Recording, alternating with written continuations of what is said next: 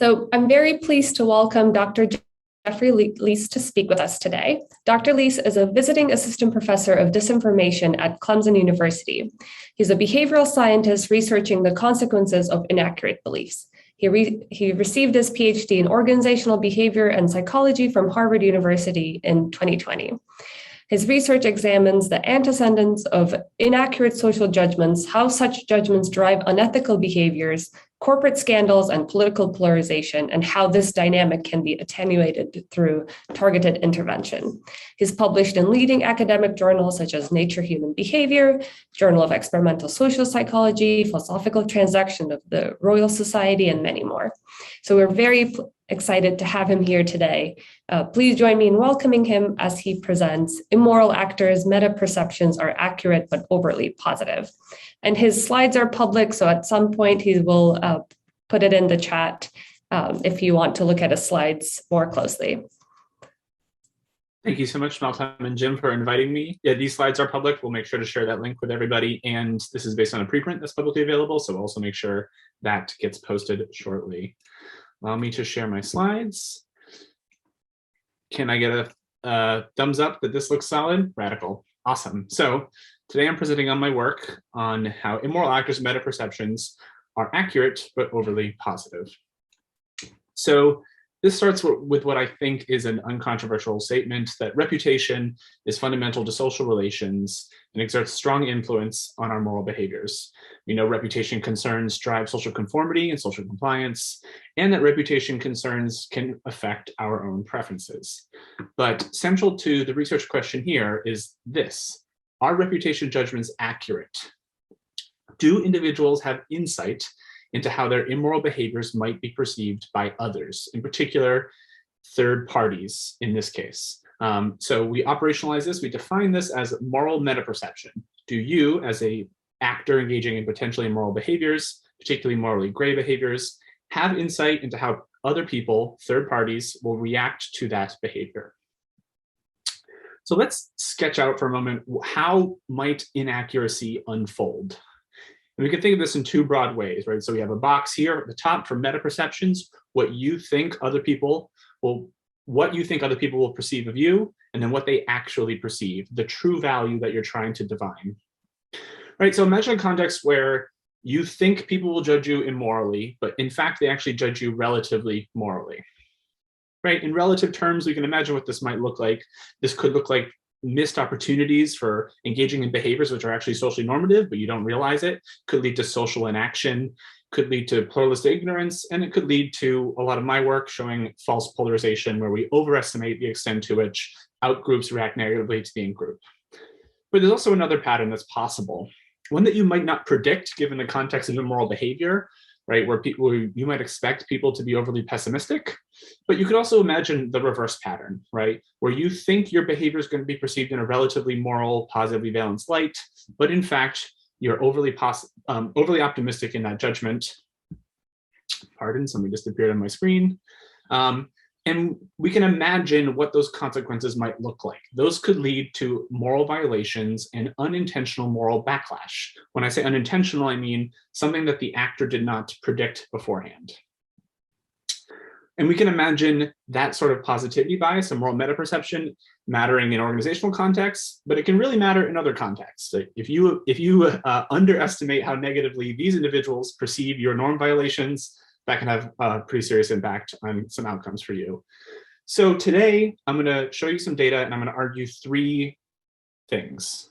I'm going to argue that moral meta-perceptions exhibit low to moderate levels of meta-perceptive accuracy, that the immoral actors have a strong transparency bias in their motives, meaning that they think third-party observers can tell what their motives are much more than they actually can. They think their motives are more transparent to observers than they actually are. And similarly, they also have a positivity bias in their meta-perceptions. They think they'll be systematically judged more positively than they actually are. So what does the literature say on this phenomenon? Do people have accurate moral meta-perceptions? Well, there's a couple recent studies that suggest they do. These studies are in the context of sacrificial moral dilemmas. I think the actual studies themselves are on the trolley problem or other iterations on the deontological utilitarian paradigm.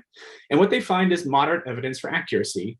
Specifically, what they find is that people who engage in utilitarian decision-making can infer that they'll be perceived more competently and less warmly than they would if they engaged in deontological decision-making, and vice versa. There's also some research on disagreements of moral character. So this isn't about moral meta-perception, but this has shown that the more that people disagree about someone's moral character, the less they're liked and respected by the observers. And so this is a small but growing body of work, but it has two features that I'm hoping to build upon. The first is the use of hypothetical moral dilemmas, and the second is contextless judgments of moral character agreement. So one thing I'm hoping to do is build upon this past work by moving beyond stylized scenarios, taking a more generalizable approach, intentionally taking a more generalized approach. I'm really interested in looking at judgments of specific behaviors, so not moral character traits, but motive attributions in the context of specific behaviors. And I really want to break down accuracy into its constituent components, and I'll get to what that means momentarily. So in the preprint, there are 4 studies. I'm going to present on study 4, because in this paper, we develop a paradigm and we build on it. We collect one observer set, then an actor set, et cetera, until we get to study 4. So study 4 is an iteration on design. It's the largest, it has the largest sample. It's pre-registered and it's naturally representative. So, and all the findings in study 4 are mostly replications from studies 1 through 3. So I'm going to focus on study 4 here. So what is the paradigm? What we do is we ask individuals to write about a time they did something good, bad but for a good reason, right? Where we ask people to write explicitly about a time they engaged in morally grave behavior. In study 4, we have a nationally representative sample, and we had a pre-registered paradigm for selecting the stories, right? So I'm going to call these participants actors. They're the people being observed by another data set, which I'll get to in a moment. And they write these stories about something they did in the past that was immoral. So we ask actors to give us their own motives, which I call self-perception. So what were your motives for engaging this behavior? And we ask their meta-perceptions. We say explicitly, if someone were to read the story that you just wrote, what would they judge you? How would they judge your motives? And in addition to motives, we ask behavioral appraisal. So not just were you motivated by anger or self-interest, but also did the behavior cause harm, etc. I'll get to what all those items are in a moment. And importantly, this last point is important. We used no deception, no incomplete disclosure. Participants knew from the beginning that this is what they were doing. They were writing about something that they did immoral in the past, and they were going to be asked to predict how other people will react to their written instances. And also, we explicitly asked people to use permission, or we asked people's permission to use these stories as stimuli in future research, and over 95% of participants did. But we really wanted to respect that. We didn't want people to get to a point where they felt like they would be uncomfortable using that as a stimuli in a future study. So then we take these stories, the actor test set, and we give them to a separate sample of third-party observers. This is also a nationally representative sample. Participants read 9 random stories, and then they provide their actual perceptions along the exact same perception items that the actors rated their own behavior on and provided meta-perceptions on. This allows for a direct test of meta-perceptive accuracy. We ask the actor, how will you be judged along these items? And then we take those stories, give them to a separate sample of observers, and then we ask, how do you judge this person along the same items? Here is the story prompt if you want a sense of the methodology, right? I'll give you a moment to read this.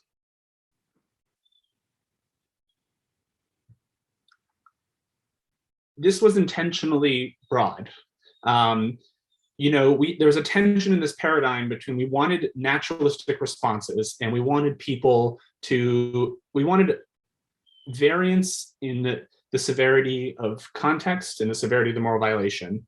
So we didn't want to tell people do X, right? So intentionally something bad for a good reason. We gave a few examples. We left it pretty open. And we were actually quite successful in getting a huge diversity of responses. A lot of people described sort of low-level white lies, things like that, sort of social violations of social norms. And some people described outright felonies, theft, assault, things like that. So there's a true diversity in our stimuli set, right? Because people's responses to this is the actual stimuli. This is the approach we took to get as much generalizability as possible.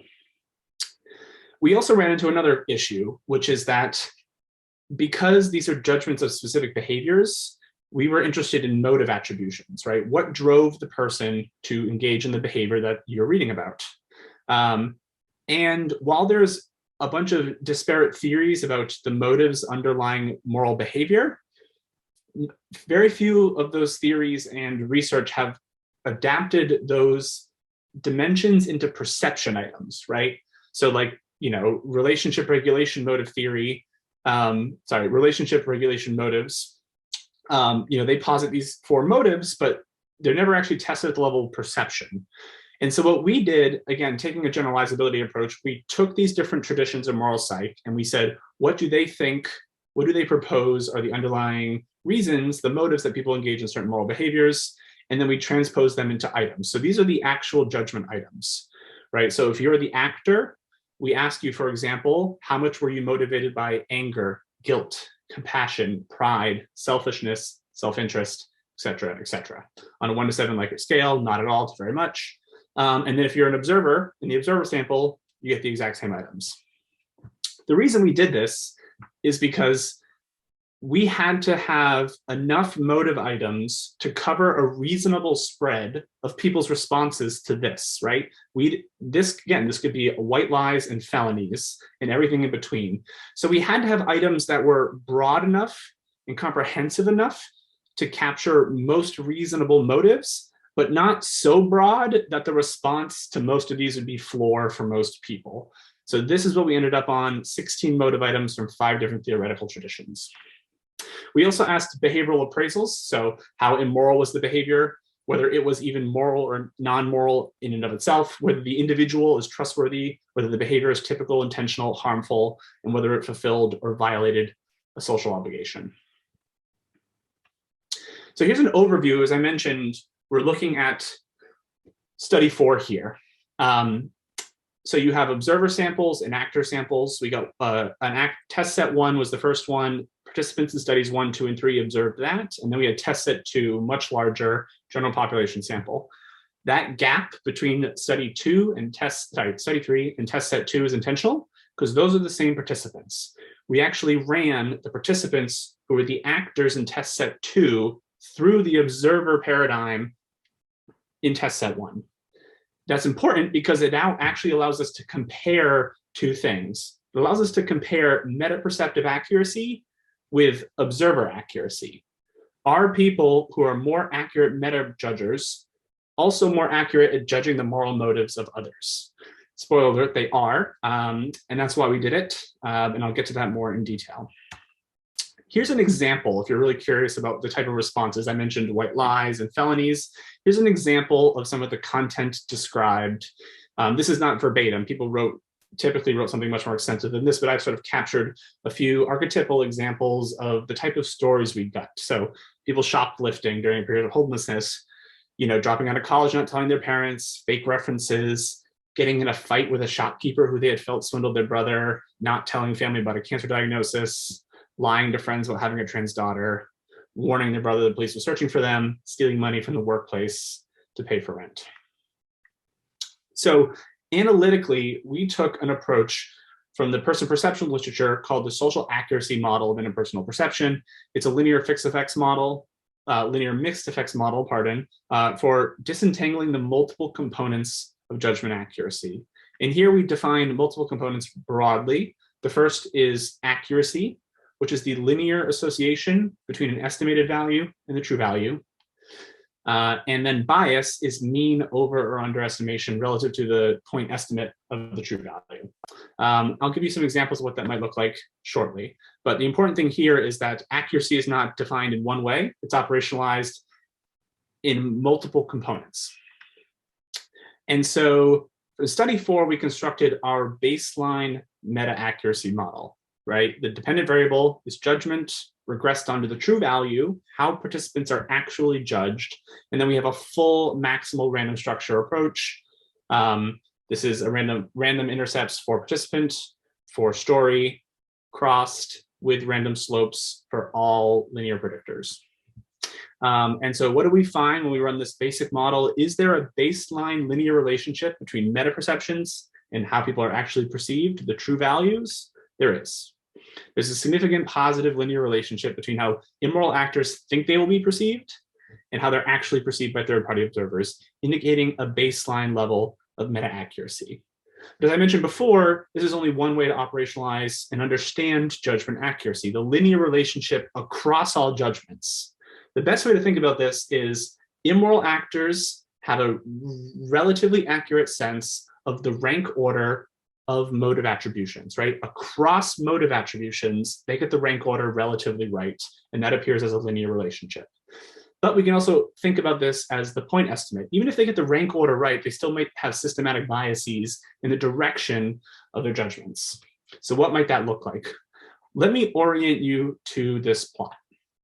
The blue line in the center is the true value.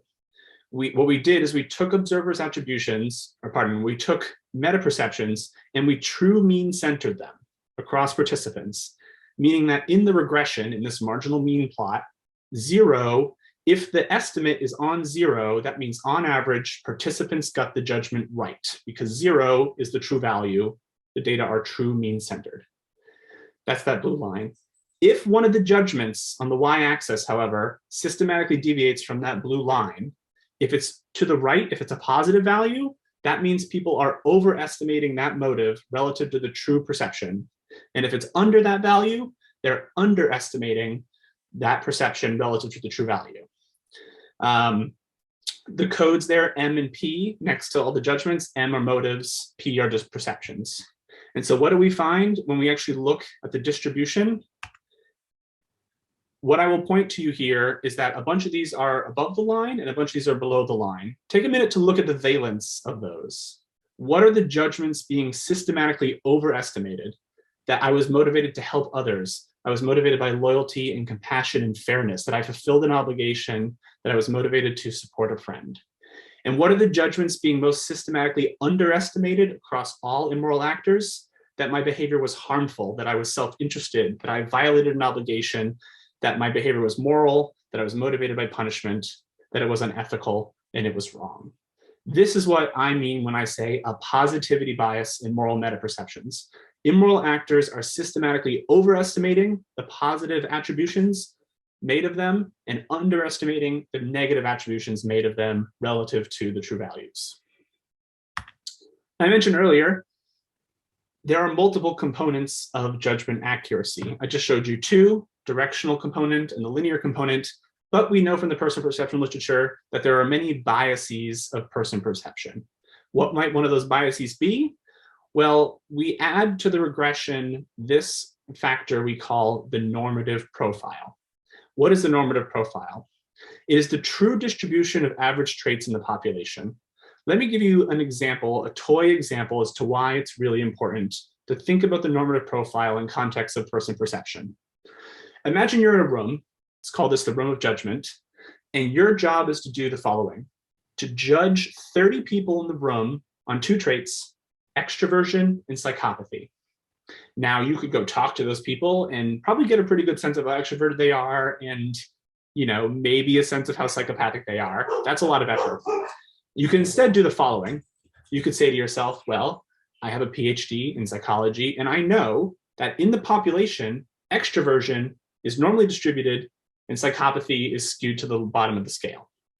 And quite literally, paradigmatically, I could rate every person in the room a 4 out of 7 on extroversion and a 1 out of 7 on psychopathy based on my knowledge of the true distribution of the population. And simply rating everyone just those 2 values would appear as accuracy in the baseline model I just showed you.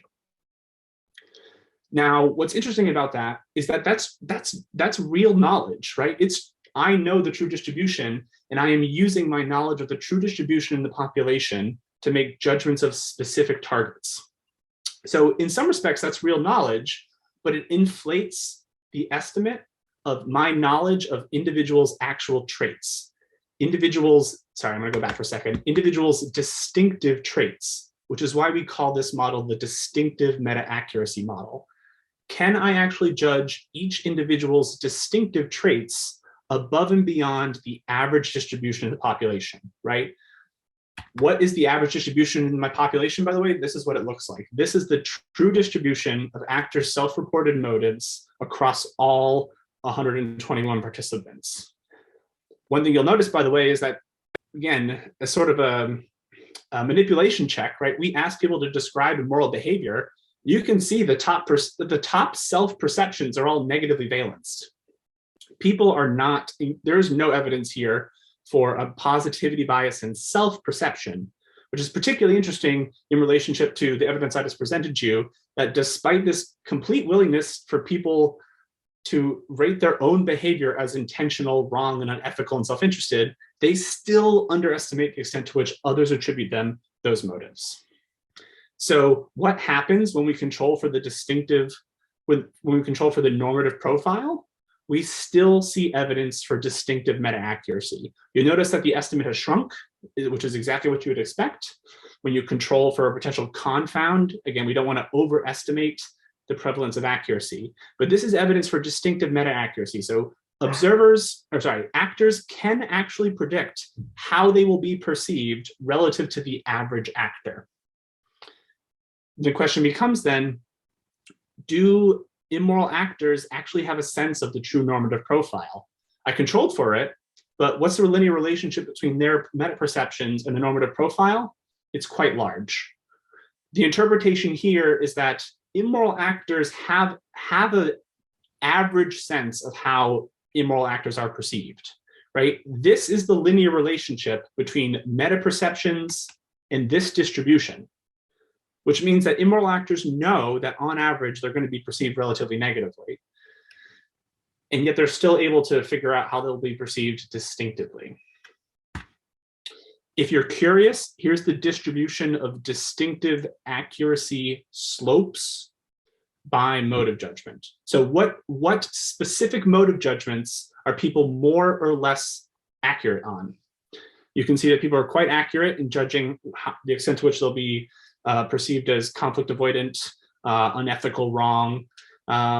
This, unlike the previous distribution I showed you, to me, there's not a clear pattern here, right? It's not a clear valence pattern, but it's interesting to see what are the judgments that people are more or less accurate in across the population.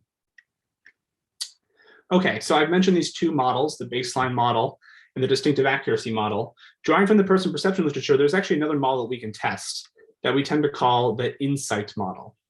So the insight model tests for two separate things. Instead of putting in the normative profile, we put in actors' true self-perceptions, right? So this is a model where we're modeling actors' judgments of how they'll be perceived and predicting how they're actually perceived, but also how they perceive themselves, which means that the relationship between observers' judgments and actors' meta-judgments is now understood as, can actors predict how they'll be misperceived? Because we're controlling for the true value. We're controlling for how actors their actual motives. And so now we can ask, do they actually know how they'll be misperceived relative to how they actually self-describe? And the answer is yes. Again, even this is an even smaller estimate, but there's a small level of what is called insight in the person perception literature. Actors can predict how they will be misperceived relative to their actual motives. Now, the relationship between their actual motives and their judgment can be thought of as transparency. And we see a big transparency bias. Relative to how actors are actually perceived, they think their true motives will be much more perceptible than they actually are. To build upon these models, right? So we've stepped up these models. We have the baseline accuracy model, the distinctive accuracy model, the meta insight model, and they're relatively complex. But there's a few things we can add into these models. It was on the slide. I don't think I mentioned it. We also measured some individual difference measures. And as I mentioned, we ran the participants in test set 2 through the observer paradigm in test set 1. And so we wanted to ask, what is a predictor of meta accuracy? You can add that as an interaction, for example, for the distinctive accuracy slope. And what we find is that the only consistent predictor, something that positively interacts with distinctive accuracy, is participants' performance on the observer task. What that means is that, as I mentioned earlier, people who are more accurate meta-perceivers, people who are better at predicting how third-party observers will, on average, react to their immoral behavior, are also better at judging the moral motives of other people. So observer accuracy and actor meta-accuracy are related in this paradigm, which we take as evidence for general metacognitive skill, right? I'm better at predicting how you'll perceive me, and I'm better at predicting your motives in a similar paradigm. So a couple things came to mind, some implications for this work. When thinking through the paradigm, right, the intent of this paradigm was to be generalizable. And because we used full disclosure, we think of this as a relatively conservative test, right? In the real world, quote unquote, you don't know exactly what information a third-party observer has about your behavior, especially if they're hearing it from someone else or from some other third party rather than observing it directly. Here, participants had perfect knowledge. Actors had perfect knowledge. Not only that, they could actually craft exactly what that information was, right? They wrote the story and they knew exactly what observers would be seeing and only what observers would be seeing, right? And so we take this as a relatively conservative test of meta-accuracy because meta-perceivers had this perfect information. And as I showed you, participants are perfectly willing to call their own behavior immoral, which is interesting in light of the fact that we see this positivity bias in meta-perception, but very little evidence for a positivity bias in self-appraisal. And I mentioned this point on the end of the slide here, right?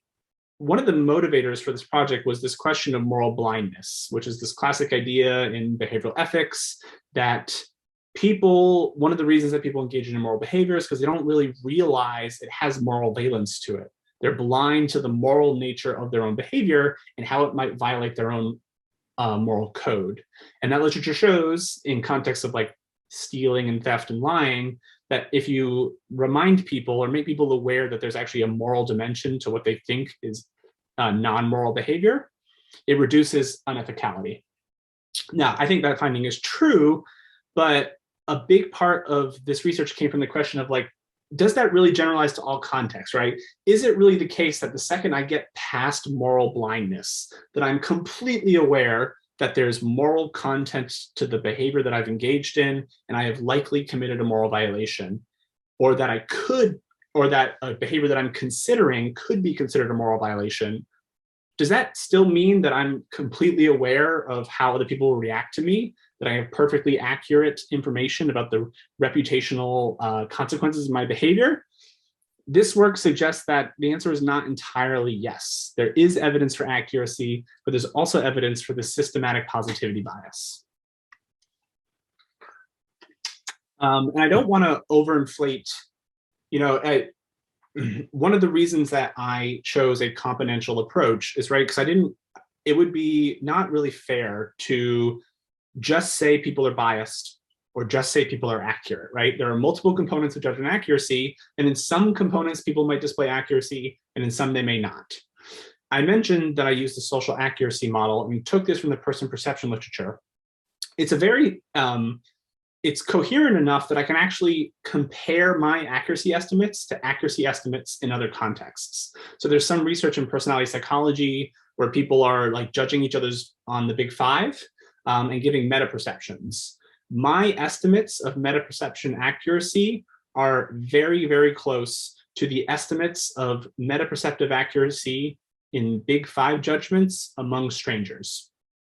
So this is like you take two undergrads who don't know each other, you put them in a room for 5 minutes, you separate them out, and you ask their meta perceptions of how the other person will judge their personality. Those estimates are about the same as my estimates. Again, suggesting maybe that this is more picking up on general metacognitive ability than it is something specific to the moral domain. That literature also shows that how well you know people is one of the best predictors of meta-perceptive accuracy. I'm going to be much more accurate in predicting how my partner or my roommate perceives me than I am a stranger, which also suggests in the moral domain that I might be much more accurate in predicting how someone I know really well will react to my moral behavior relative to a stranger. I mentioned already meta-perceptions are more accurate than self-report, and self-report is relatively negative in the first place, right? So this is not a category error. This is not like an overconfidence, pure positivity bias. Like people's self-perceptions are negative and their meta-perceptions are more negative than their self-perceptions, but just not negative enough. Despite that general pattern, there's still a positivity bias at the mean level. And again, we find high levels of normative accuracy, which means that participants are aware generally that they'll be perceived negatively, because I showed you the normative profile and it is on average negative. And a few methodological takeaways too. This was intentional. I wanted to examine interpersonal judgments of sensitive and morally gray behaviors, not stable traits like moral character judgments. And that was just a methodological choice because I hadn't seen it that much in the person perception literature. And componential approaches. I will say as a reviewer, I still often see papers showing a basic Pearson correlation as evidence for accuracy. Hopefully my example of extroversion and psychopathy will convince you that we need to think more broadly about the nature of accuracy in person perception. And again, one of the big points of this paper was to take a more descriptive, grounded approach, moving away from fictional vignettes. And importantly, the database of stories that I have written up that have been written by participants where they have their self-appraisals and their meta-perceptions is available on the OSF. And hopefully future researchers can take it and use that as stimuli in their studies rather than constructing a small set of fictional vignettes. I want to thank everybody. I want to thank my co-authors, who I really should have mentioned at the top, Leanne Young, professor of psychology at Boston College, and Adam Weitz, professor of management organizations at Northwestern University. Feel free to take a picture of this slide, but I will close my slides now and I will put a direct link to these slides and to the preprint. I can't see a clock, so hopefully I haven't gone over. Hopefully there's some time for some fun, interesting discussion. I see a thumbs up. Awesome. Thank you so much, Jeff. That was really interesting. That was great. We've already got a few questions. So first question coming from Roger Ginsarola, who's saying it's the things move as I'm talking. It's always very confusing. Stop moving. Roger's saying it's interesting that moral emotions are underestimated, except for anger, which might at times be seen as an excuse. Do people see a reputation for acting out of guilt or pride as worse? That's a good question. I mean, my intuition is yes. And I'm trying to think, like, this paper can't ask that per se. Like, what is the value placed on sort of on the descriptive emotions? I would think so. But this gets to my point, which is that, so for example, I went and I read papers of people debating about the role of emotion in moral behavior. And that's all about like emotion as a mechanism of immoral behavior. But I could find almost no papers where it's transposed to the observer level. Like, how do people react to others' emotions in moral context? To what extent do people attribute emotions to moral and immoral behavior? And how might those attributions mediate downstream consequences like desire for punishment and ultimate judgments of immorality and harmed cause? That hasn't happened that much. That's one of the reasons why I ended up having to make up wholesale a bunch of measures of perceptions of moral emotions, because at least at the time when I designed this, I just couldn't find it at all. So my intuition is the same. My intuition is that probably on average, more sympathetic emotions, and even that, I don't know what that really means,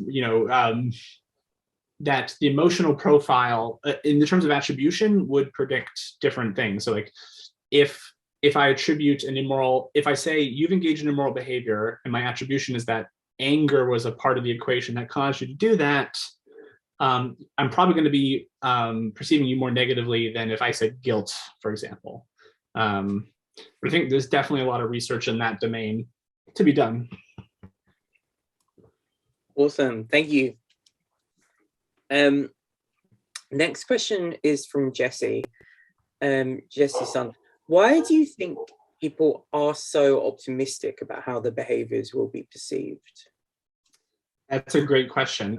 So I will preface by saying all the analyses were pre-registered.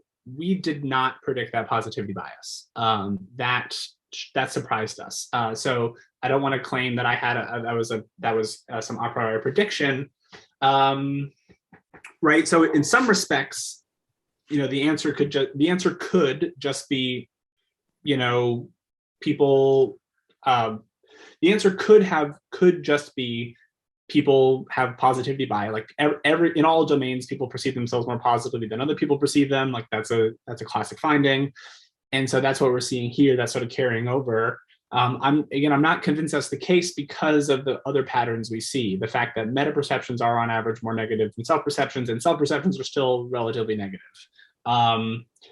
So another answer that could potentially get to a limitation of the paradigm is, in fact, the way it's structured, which is that if I'm writing a story about myself and I know that other people are going to read it, I might write it in a way that's a little favorable.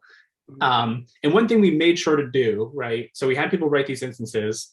Whenever they gave meta perceptions, we always fed their story back to them. So they always had the text in front of them when we were asking them, how will someone else react to the story? And so it's possible that they might perceive their own story as sort of positive. They might be like, oh, I wrote this up in a way that's relatively positive, and so I think other people. So it's possible, I hope it's not the case, of course, it's possible that this is paradigm specific to people self-describing behavior, and then people sort of engaging in this meta knowledge of like, my self-description of my behavior is relatively positive. Maybe people, one thing people could be doing, for example, in this respect, is they could be saying, well, I know I left this part out of the story, and so I think like I fooled the person, right? If participants are motivated to sort of fool actors or motivated to describe themselves in more positive light, then that might describe why they exhibit a positivity bias overall. So that could be a paradigm specific instance of it. And then the question becomes, how generalizable is that? Because we found this, we weren't expecting it. I'm really hesitant to overgeneralize. I really want to see if I can replicate this in future work. Awesome, thank you. Next, we've got Killian McHugh, who's saying, you mentioned that the more people know you, the better the meta perceptions will be. How would you go about testing this? And specifically, how would you unpack accuracy from a positivity bias? I suspect that people who know you would also display a positivity bias by wanting to see the best in you. Yeah, so this is a great question, and I think this gets to something that a lot of my work is moving towards, which is like the direction of these biases are really context specific. So like there is work in person perception showing that we actually underestimate the extent to which our friends perceive us positively. So you could imagine you run this exact paradigm, but instead of being asked about in like a typical average third-party individual, you're asked about a friend, right? And imagine I could get people to actually do this, right? That would be really that would be hard, but imagine it's possible. A prediction could be a flip of the valence effect. It could be that for friends and family, that we actually are like, oh man, oh man, my mom is going to think this was the worst thing I ever did, right? And that could be entirely about the social relationship between me and the person I'm attempting to forecast, not something much more fundamental about cognition. So it's very possible. And again, you see this, maybe my response to the last question sort of betrayed this, but it's like, in some contexts, we know that people have positive self-perceptions. In some contexts, they have negative self-perceptions. Like, what is the nature of that social context, and particularly one's relationship with the person that they're forecasting, and how might that really be driving the direction of all effects rather than it being evidence for a very general bias. I would love to run this with friends. Like that's a very classic thing to do in the meta perception literature. get informant reports from strangers, from distant friends, and from close friends. The difference between those is often one of the biggest predictors of metaperceptive accuracy. And in that fact alone should tell us that like the social relation between the two people being judged is really the basic driver of the effects. So it could be the negativity bias, the positivity bias could be entirely because they're judging distant third-party others, and it would go away or reverse entirely with close friends. Awesome, thank you. Such interesting answers. And finally, we've got a question from Simon Karg from Aarhus in Denmark, I think, asking, are there indications of nonlinear, e.g. Perhaps sigmoid relationships between self-perceptions and other perceptions? That is a good question. One that I could potentially easily test. It would be interesting. Let me think through the implications. So I'm trying to imagine if I found that, what might it mean? Because this is where it gets a little tricky to really right, like think about the distinctive accuracy model, right? So like your intercept estimate is your estimate of the directional valence bias. The coefficient of distinctive accuracy is the extent to which you can predict how people perceive you. Controlling for the normative profile, then the normative profile is how much you are aware that immoral actors are perceived on average, right? And so then you have to think about, imagine one of those relationships were not linear, but curvilinear in some respects. What would that mean? What would be the best way to interpret that? That's tough. I don't know if I found that. I would have to really think through cognitive, like what would that represent cognitively? Because the way I think about these linear relationships is they're like rank order accuracy, right? It's like I as a perceiver am relatively aware of the rank order of attributions that'll be made of me. And so if that estimate of the rank order were curvilinear, what might it mean? So you can imagine a curvilinear relationship or differentially directional relationships if you started to investigate some of the valence stuff. I would need a lot more statistical power and items to really get at this. But you could imagine maybe like, I'm trying to remember actually the distribution of slope estimates, right? Like maybe some of those slope estimates that looked like there was no accuracy in those motive judgments. Maybe there's actually maybe there's like curvilinear relationship there, right? There could be a curvilinear. There also could be a curvilinear relationship. Why can I not say that word? It could be at the trait level or the population level, right? So there could be individuals some of whom are really bad and some of whom are really good. And then it could be at the level of the judgment. So that's an interesting question. And I think the real way to think about it for me would be to try to imagine like what is really being modeled there from a judgment perspective. When you model judgment accuracy in a nonlinear fashion, how should we interpret that? That's a great thought.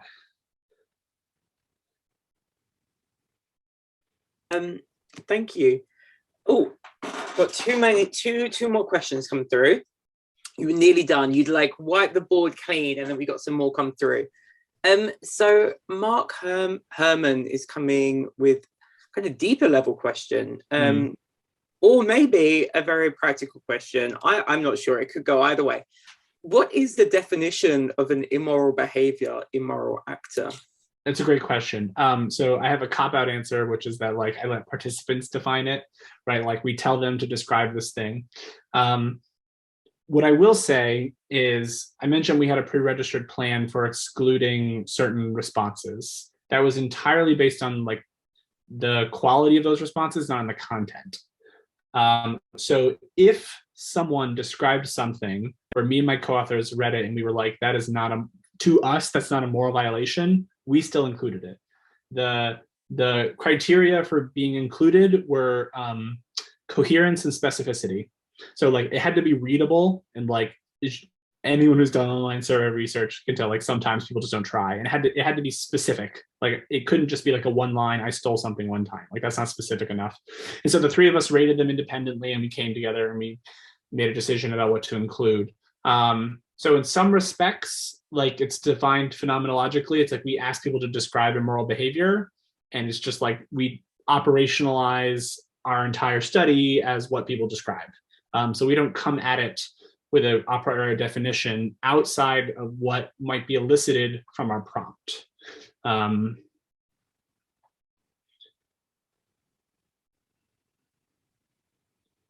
Great, thank you. And then Crystal, and then Crystal Shackelford is asking, well, first they say thanks for this great talk. And then they ask, it seems like you're finding that people are hard on themselves, but think others will be more forgiving. And I'm curious how you see your findings in relation to shame over immoral actions. That's a really great question.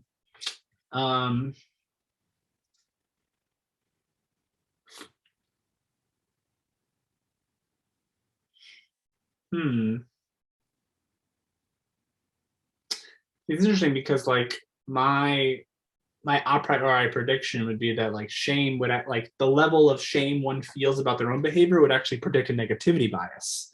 Right. So if that's true, if that intuition is true, then it might suggest that people in this paradigm aren't experiencing shame, which is possible because of the paradigm. We ask people to describe immoral behavior, and you would expect people probably wouldn't describe the thing they're the most shameful about. So this is an interesting thought. I want to think through this. So if my paradigm inadvertently is selecting on immoral behaviors that people don't feel shame over, because shame would lead them to not write about it. If that's the case, then that might be a mechanism by which this positivity bias arises, because it's not a moral violation that people feel relatively shameful about, and shame is perhaps an emotion which might drive overly negative meta perceptions. That is an interesting thought and plausible. Gonna write that down. Well, we are recording this, so you can come back and review the questions.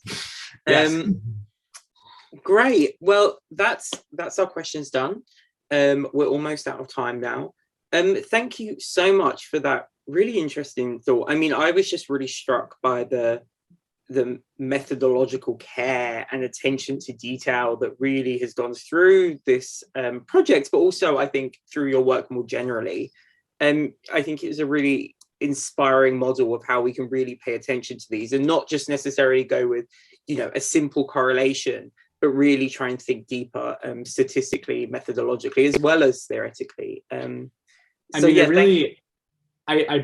sort of brushed on it, but like, I really take this as sort of pulling two literatures together, which is like the moral psychology literature and person perception literature, which don't often intersect that much. They do a little bit, but like, the social accuracy. So the social accuracy model, which I mentioned briefly, is an extension of like David Kenny's social relations model from the 80s, which is like really famous, and like in the textbook. And if you look at that literature, which is largely in personality psychology, as you might imagine, that they're typically focused on personality. And so I thought of this project as like taking a methodology, like both a theoretical and methodological framework, largely applied to personality judgments, and bringing it into the context of moral behavior and moral perception. That was intentional. Yeah. Awesome. Great. Okay, well, thank you so much for joining us. Thank you for inviting me. You're very welcome. Meltem had to leave just a little bit earlier today, but we will be back in 3 weeks, same standard time, and we're going to be hearing from Professor Roger Guinness-Sorolla in 3 weeks, who many of you will know from the chat with his always very probing and insightful questions, and he'll be giving a talk so we can ask lots of probing, insightful questions to him in return. So thank you, Jeff. Thank you, everyone, for joining, and we'll see you all in 3 weeks. Thank you so much. Goodbye, Thank you so everyone. much.